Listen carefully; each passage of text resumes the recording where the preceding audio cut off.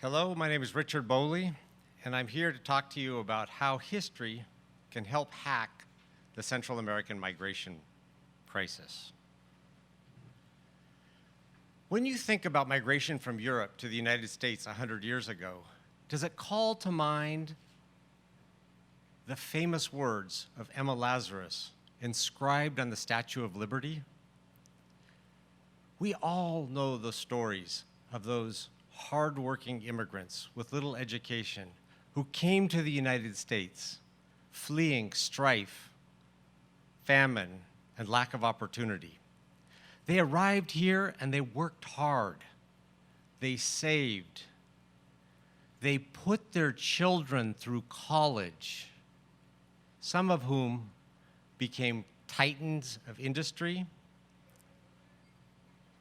a Secretary of State, or a Supreme Court justice.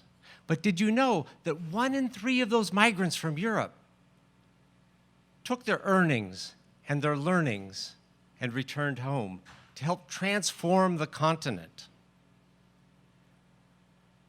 These 3 men returned from the United States to Europe to become the prime ministers of Latvia, Finland, and Norway.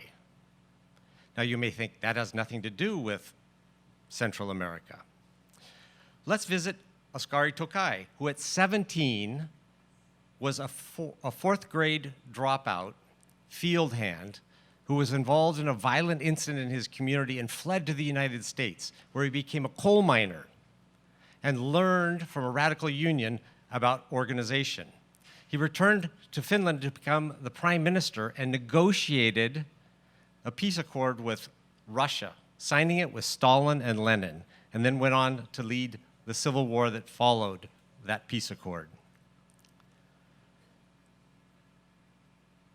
A grade school dropout field hand flees violence in his country at age 17, comes to the United States, learns skills and community organizing, and returns home to transform his country. We don't have to squint much to see the connection with today's Central American migration crisis. The key is history can help. And it wasn't just in politics. In the economy, in Poland, for example, returned migrants started the film industry, started a major bank, started a machine tool exporting business, and started state-of-the-art factories. So when you think of the aggregated impact of migration from Europe, from the United States to Europe 100 years ago, arguably it had a bigger impact than the much more famous Marshall Plan, which helped rebuild Europe at the end of World War II.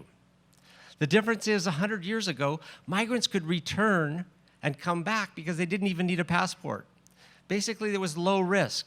All it was the cost of a steamship fare, whereas today, for Central American migrants, it's a very difficult decision because it could be a one-way journey.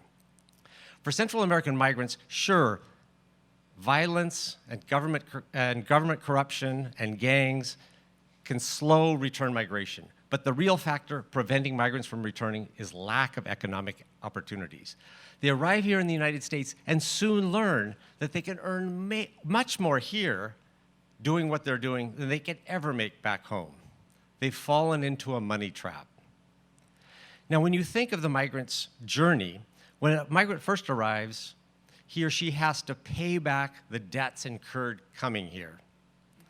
Once they've done that, they begin to save and then begin to think, do I want to return to my country, or do I want to bring my family to the United States? At that crucial nexus, at that crucial decision point, they're weighing the cost and benefit of returning home. If at that moment there was an opportunity for them to identify a business idea that they could develop and implement when they got back home, that would be powerful. What if they could learn about that business, develop the skills needed, all the while working with a cohort of other prospective return migrant entrepreneurs? What if they got a zero-interest loan at the end, which could be taken once they return back to their country of origin? And that loan would carry their name so that the next person who got it would get that loan in the name of the person who paid it off. Consider the power of a dense network of return migrant entrepreneurs with an American ethos, creating thousands of jobs. This could be a positive force for good in Central America. We don't need a new Marshall Plan by the government for Central America. What we need is a powerful network of return entrepreneurs creating jobs and bringing a network for positive transformation. Please help me make it happen.